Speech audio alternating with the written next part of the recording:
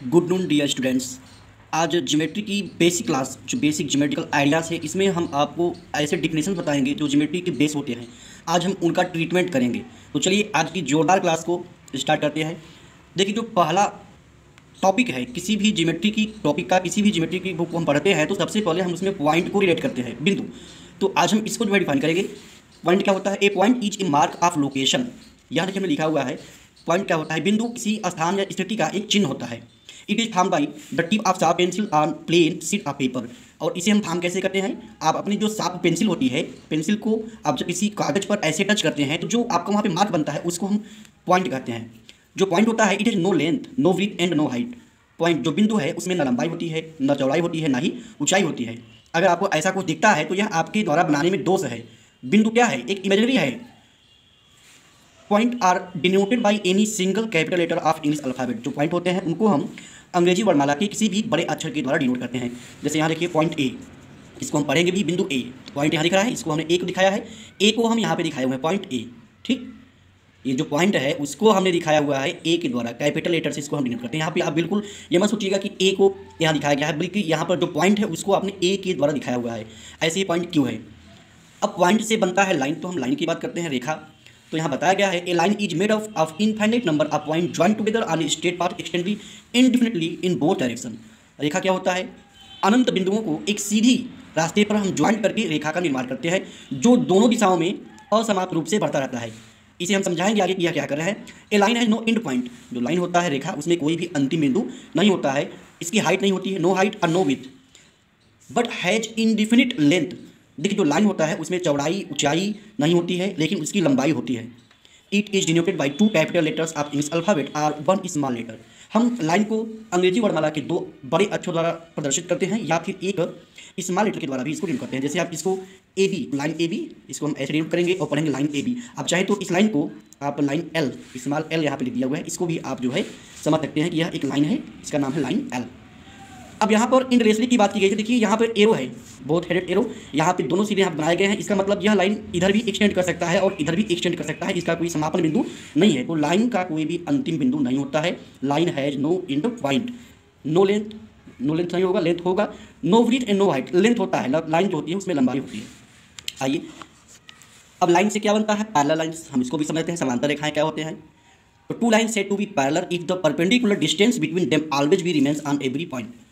दो रेखाएं समांतर रेखाएं कही जाती हैं कब? जब उनके बीच की लंबिक दूरी प्रत्येक जगह पर समान हो। अब इसको आप समझ लीजिए, जैसे यहाँ पर दो रेखाएं ए बी और सी डी यहाँ पे खींची गई हैं। अगर हम यहाँ से परपेंडिकुलर खींचे इस लाइन पर, तो इसको मेजर करें, जो इसकी सपोज करें इसकी अगर 2 सेंटीमीटर है और यहाँ से भी हमने इसको टच किया, ये भी 2 सेंटीमीटर है। तो एवरी प्लेस, एवरी पॉइंट, अगर प्रत्येक जगह से ऐसा ही हमको इनके बीच का डिस्टेंस मिल रहा है, परपेंडिकुलर डिस्टेंस, लंबिक दूरी, तो हम कहेंगे कि लाइनें क्या है, आपस में समांतर हैं। ओके, और इसको हम A B parallel C D इस रूप में इसको डिनोट करते हैं। जैसे आपके ट्रेन की पटरी हो गई, आपकी जो विंडो के दोनों अपोजिट साइड होते हैं वो भी आपके पैरेलल लाइन के एग्जाम्पल बन सकते हैं। इंटरसेक्टिंग लाइन्स, प्रतिच्छेदी रेखाएं। If two lines that meet each other at a common point are called intersecting lines. यदि दो रेखाएं एक दूसरे को किसी उभयनिष्ठ बिंदु पर काटती हैं या मिलते हैं तो उसको हम इंटरसेक्टिंग लाइन्स कहते हैं। जैसे यहाँ पे देखिए पी क्यू और आर एस, ये दो लाइनें हैं जो यहाँ पर ओ से पासिस होती हैं या ओ पर मीट करती हैं। तो पॉइंट ओ इसका क्या हो जाएगा? Intersecting point. और ये जो पी क्यू और आर एस लाइन्स हैं ये इंटरसेक्टिंग लाइन्स कहलाएंगी। ओके, आगे है कॉन्सोनेंट लाइन्स, संगामी रेखाएं। संगामी मतलब जो एक ही स्थान से जाती हूँ, है ना। तो यहाँ देखिए two or more lines passing through a given point are called concurrent lines. दो या दो से अधिक रेखाएं यदि एक ही बिंदु से गुजरती हैं तो उनको हम बोलते हैं कॉन्सोनेंट लाइन्स। जैसे यहाँ देखिए A B, C D, E F और जी एच, ये देखिए पॉइंट ओ से ही गुजर रहे हैं। ये सभी रेखाएं एक ही बिंदु से गुजर रही हैं, तो इनको हम कॉन्सोनेंट लाइन बोलते हैं। जैसे आपके साइकिल की जो तीलियाँ होती हैं, जो आपके फ्लैग, जो हमारा इंडियन फ्लैग है उसमें जो अशोक चक्र है, तो उसमें भी आप देखेंगे तो वहाँ पे जो 24 तीलियाँ हैं वो भी एक ही पॉइंट से पासिंग करती हैं। तो इस तरीके के जो आपको सिंबल मिलते हैं उनको हम कॉन्सोनेंट लाइन्स में एग्जाम्पल के लिए यूज कर सकते हैं। आगे कोलिनियर पॉइंट्स, समरेख बिंदु या इसको संरेखी बिंदु भी कहते हैं। अब यहाँ कंफ्यूज नहीं होंगे, कॉन्सोनेंट लाइन्स में एक बिंदु से कई रेखाएं गुजरती हैं, बट कोलिनियर पॉइंट ये बिंदु ऐसे होते हैं जो एक ही रेखा पर होते हैं। If 3 are more point lie on the same straight line then points are called collinear. देखिए यहाँ पर एक लाइन एल है, इस पर पॉइंट कौन कौन से? A B F R, A B F R, इस प्रकार से इस पर कई बिंदु हैं, असंख्य बिंदु होते हैं, बट हमने यहाँ पे 2-4 को लिखा हुआ है। तो किसी रेखा पर जो बिंदु होते हैं कम से कम 3 या 3 से अधिक। 2 क्यों बताया? क्योंकि 2 से तो हम एक लाइन का निर्माण करते हैं, है ना, इसलिए हम यहाँ पर 3 या 3 से अधिक की बात बता रहे हैं। कोलिनियर पॉइंट, 3 या मोर पॉइंट। आगे देखिए लाइन सेगमेंट क्या होते हैं, रेखाखंड। तो अभी रेखा पढ़ा था, तो रेखा खंड है तो उसका भाग हुआ, तो line segment. A line segment is a part of line bounded by two and point. तो रेखाखंड किसी रेखा का एक भाग होता है जो दो अंतिम बिंदुओं के द्वारा क्या होता है, सीमित होता है। जैसे यहाँ पर देखिए एक लाइन एल है, इसको देखिए यहाँ तक एक्सटेंड किया गया है डॉट से, और उसमें से पी क्यू एक लेंथ जो है काट लिया गया है।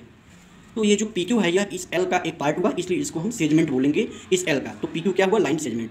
अब जो लाइन सेगमेंट होता है, क्योंकि इसकी यह एक पार्ट है लाइन का, तो हम इसको क्या कर सकते हैं, इसको मेजर कर सकते हैं। तो हम बताएंगे कि जो लाइन सेगमेंट होता है इसमें 2 एंड पॉइंट होते हैं और इसकी जो लेंथ होती है वो डिफरेंट होती है, इसको हम माप सकते हैं। आगे बात करते हैं रे, किरण की। तो ray is a line segment that extend indefinitely in one direction. Ray क्या होता है, किरण एक रेखाखंड है जो एक ही दिशा में अनंत रूप से बढ़ती रहती है। जैसे आप टॉर्च जो उसको ऑन करते हो तो उसके पीछे तो आपको नहीं दिखता है, वो आगे की ओर जलती है।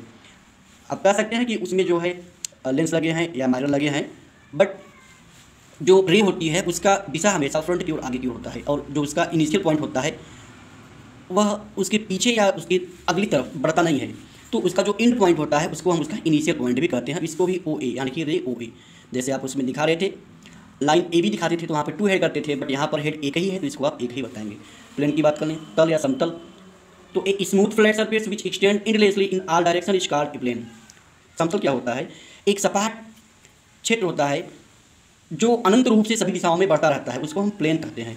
जैसे यहाँ देखिए प्लेन, यहाँ पे एक रेक्टेंगल के फॉर्म दिखाया गया है, तो ये इस तरफ इस समय और चारों दिशाओं में बढ़ सकता है। ऐसे ही यहाँ पर आपको थोड़ा सा बेंडिंग करके दिखाया गया है, तो इससे आपको घबराना नहीं, ये भी सपाट ही है, प्लेन ही है। ठीक, आपके जो ईच होता है वीक, उसका जो प्लेन सरफेस है वो भी आपके प्लेन का एग्जाम्पल है। आपके बुक का जो कवर पेज होता है वो भी प्लेन का एग्जाम्पल है। ये छोटे छोटे आप मत देखिए, इसको हम अनंत रूप से प्रसारित कर सकते हैं, तो हम इसके एक पार्ट की यहाँ चर्चा कर रहे हैं। तो प्लेन है नो बाउंड्री, जो प्लेन होता है तल उसकी कोई बाउंड्री नहीं होती, वो अनंत रूप से सभी दिशाओं में बढ़ता रहता है। तो ये कुछ जो है बेसिक आइडियाज़ है ज्योमेट्री स्टार्ट करने की। आगे की क्लासेस हम आपको बाद में बताएंगे, और इस पर जो हमने बताया है इसको आप राइट करेंगे अपनी कॉपी में, और चैप्टर का जो पहला एक्सरसाइज है उसे आप इस आधार पर पूरा करेंगे। Thank you, best of luck.